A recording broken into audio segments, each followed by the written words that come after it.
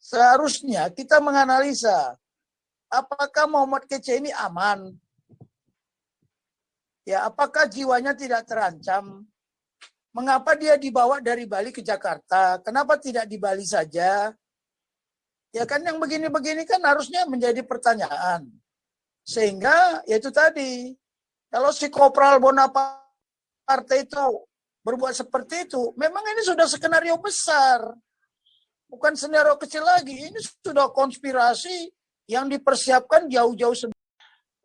Shalom Pak Jenderal, luar biasa nih Pak Jenderal Tobing. Suara saya. Luar biasa Pak Jenderal. Jelas suaranya Pak Jenderal. Dengar nggak? Dengar suara saya? Ya. Bagus, bagus. Oke, wah. Gempar ya, Agustus sampai September ini. Jadi beginilah, si Bonaparte itu jangan dibilang jenderal lagi, cocoknya kopral. Sama-sama ral di belakangnya.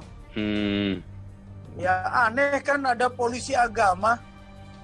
Iya. Oh ada toh Pak Jenderal kan ada yang Polri Cinta Sunnah itu loh. Nanti justru ini saya mau bicara nanti habis laporan-laporan ini saya mau kasih tahu nih. Ini isunya kan begitu mengerikan Polri Cinta Sunnah ini.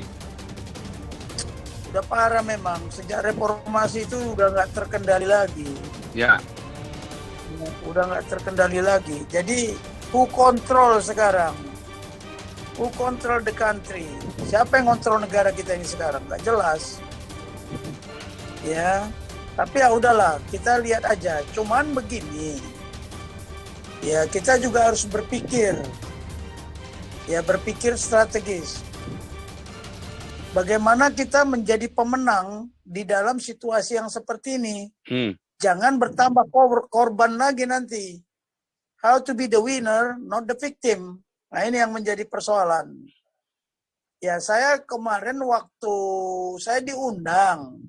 Kira-kira sebelum waktu Pak Kece baru diambil dari Bali, saya diundang sama Pak Yosua Tewu, sama Pak Ikim untuk membicarakan bagaimana strateginya. Tapi memang itulah tidak menganalisa tugas sih. Jadi saya bilang kalau tugas kita mau mengamankan Kece, itu harus dianalisa tugasnya. Tugasnya apa? The worst case, saya sudah bilang, kemungkinan terjelek itu apa yang akan dihadapi sama Muhammad Kece. Apalagi pengacara-pengacara itu kan mereka itu ingin memang ingin berpartisipasi, semuanya ingin berpartisipasi. Saya bilang, saya setuju, tapi bagaimana caranya Anda? Satu sebagai pembela si Muhammad Kece, satu lagi penuntut Yahya Waloni sama si Ustaz Somad itu dulu dah pentolannya. Jadi berbarengan, dibagi dua. Nah, cuman satu lagi, sudah jelas ya seharusnya kita menganalisa apakah Muhammad Kece ini aman, ya apakah jiwanya tidak terancam, mengapa dia dibawa dari Bali ke Jakarta, kenapa tidak di Bali saja. Ya kan yang begini-begini kan harusnya menjadi pertanyaan.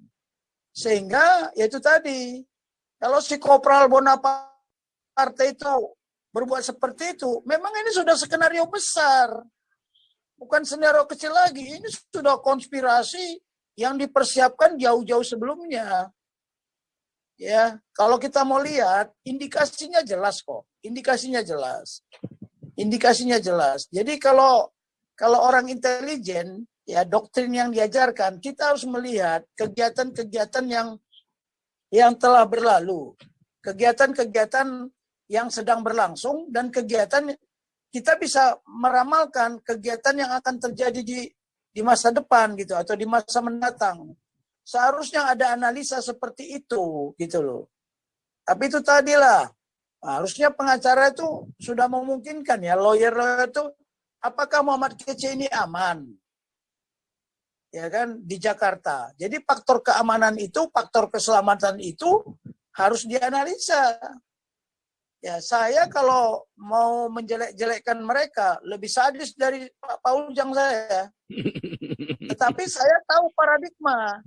saya harus tahu paradigma. Saya tidak punya kekuatan di Jakarta ini atau di Indonesia ini. Tapi kalau saya keluar, waduh, dari Pak Paul saya lebih kejam.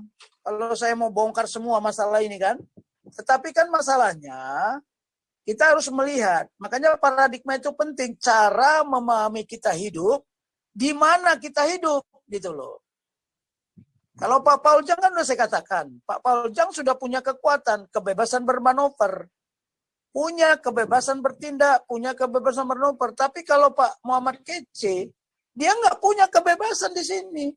Apapun kita yang minoritas, ya terutama anak-anak Tuhan, itu kita tidak punya kebebasan bermanuver.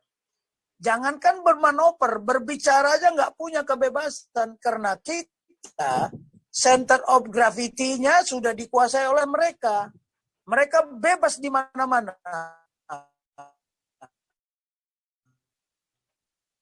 Di mana saja,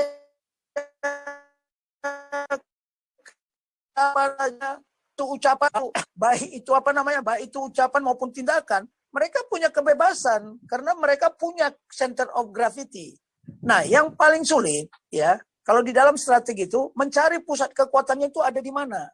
Nah, kalau mereka-mereka ini ya sudah saya katakan kan, kalau dia sudah terintimidasi atau terindoktrinasi ideologi, ya ideologi indoktriner, ya mereka itu udah susah. Ya kita mencari yang paling susah, mencari pusat kekuatan para teroris. Ya sudah jelas lah, polisi yang apa ini, dia sudah teror, sudah menteror. Apa bedanya dia seperti si Kain? Ya kan? Apa bedanya seperti si Kain? Kenapa nggak sekalian aja dibunuh? Kan gitu. Tetapi beginilah, saya juga lagi mikir, ya apa pertimbangan kita ke depan sebagai anak Tuhan? Ya kan, sebagai anak Tuhan, kita boleh sekarang ya, wah, kalau saya mah sudah sampai ke ubun-ubun sebenarnya panasnya saya. Coba kalau di Batak ini, mungkin si Kopral ini sudah selesai itu dikubur hidup-hidup. Ya kan? Ya cuman karena di Jakarta, pusat kekuatan mereka itu di Jakarta sekarang ini. Center of gravity-nya mereka berada di Jakarta. Kalau kejadian ini katakan di Kupang atau di Papua, mungkin akan lain gitu loh. Cuman kemarin Muhammad Kece tidak mengajukan keberatan. Saya kalau boleh jangan dibawa ke Jakarta. Nah, karena kan kita kan sudah tahu center of gravity-nya mereka ada di Jakarta. Ya, 212, FPI, HTI semua ada di Jakarta kok. Jangan dikira dia sudah dibubarkan, sudah bubar semua pusat kekuatan mereka, tidak. Kalau organisasinya sudah dibubarkan, tapi pusat kekuatan mereka tidak bergerak dari Jakarta. Ya, mana lagi gubernurnya sama aja lagi kan. Jadi memang beginilah, kita ini berat menghadapi, kita punya hambatan. Bukan hanya kendala, tapi hambatan. Kita tidak bisa berbuat apa-apa. Minta bantuan siapa kita sekarang ini? Cobalah, mau minta bantuan siapa?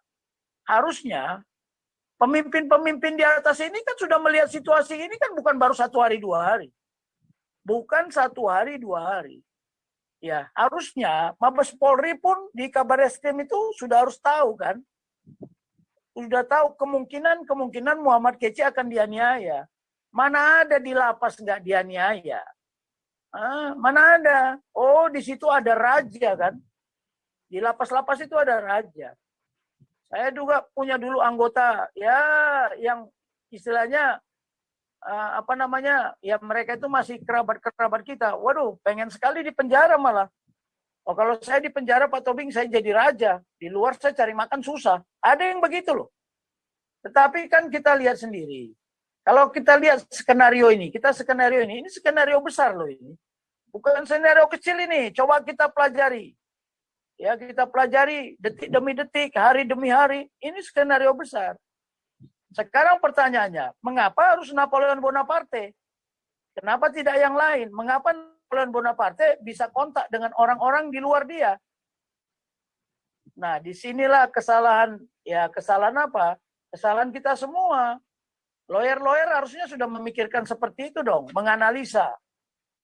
Pertama, bagaimana saya melindungi klien saya? Apakah klien saya itu berbahaya menjadi satu dengan mereka?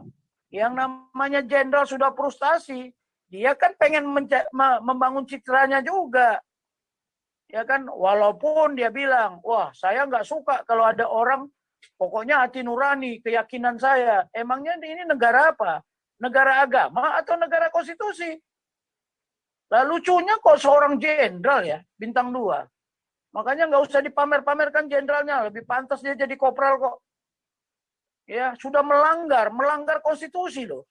Itu melanggar konstitusi itu. Nggak bisa. Salah atau tidak salah, ya namanya manusia harus dilindungi. Salah atau tidak salah, makanya ada lembaga permasyarakatan. Kita mengatakan lembaga permasyarakatan. Kenapa? Bukan penjara. Ya, Indonesia lebih santun sebenarnya. Lembaga permasyarakatan, bukan penjara. Tapi kelakuannya lebih parah dari penjara. Nah, yang begini-begini ini, ya kita nggak tahu lah. Kita tunggulah. Apa aksi dari elit-elit pemerintah sekarang? Ya, apa aksi dari elit-elit negara? Ya kita lihat aja. Tapi mereka bersandar kepada satu paradigma. Yang apa itu? Paradigmanya apa? Oh, dia menjelekkan Tuhan saya. Dia menantang Nabi saya. Dia menjelekkan Al-Quran saya, kitab suci saya. Itu keyakinan dia. Oke, silakan. Nah, kalau apa agama yang mau mengatur negara ini? Dari awal, saya sudah ngomong dulu kan, kita ini akan terjadi konflik yang paling berbahaya ketika hidup untuk agama, bukan agama untuk hidup. Ketika hidup untuk agama akan terjadilah fanatik. Makanya si Napoleon dibikin di suratnya itu kan sejak kecil. Sejak dulu saya sudah meyakini. Nah ini Pak ya, the belief system. Lah kita ini hidup di mana? Harusnya memahami. Kita hidup di negara Indonesia yang serba bineka. Makanya ya itu memang sudah terlalu biadab lah kalau menurut saya. Karena apa? Saya kan udah sering ngomong bahwa tentara dididik dan dilatih bukan untuk menjadi prajurit yang bengis dan kejam. Lah kalau polisi begitu bengis dan kejam, siapa yang salah ini mendidiknya? Makanya hati-hati bahwa di Indonesia ini banyak jenderal, tapi jenderal jadi-jadian. Bernasib baik, bukan berkualitas baik. Pangkatnya jenderal mungkin kelakuannya kopral. Bahkan lebih parah lagi. Kelakuan narapidana. Nah, itu lebih parah lagi dari narapidana kan. Nah, yang begini inilah dia bilang, waduh, memecah disintegrasi. Korupsi nggak memecah disintegrasi. Justru ancaman terhadap negara ini adalah para koruptor-koruptor yang korupsi itu. Korupsi itu ancaman loh. Justru itu yang memecahkan disintegrasi, memecahkan integrasi bangsa ini. Memperbesar jurang antara yang kaya dan miskin. Ya, memperbesar apa lagi? Jurang keadilan sosial. Justru itu. Tapi itu tadi, ya mungkin dia punya keyakinan kalau korupsi itu nggak salah. Membunuh orang nggak salah. Menjadi teroris itu nggak salah. Justru kalau nggak teroris salah. Kan aneh ini. Aneh ini. Tapi saya kira begini ya, kalau kita punya hati nurani, walaupun punya keyakinan apapun, kalau dia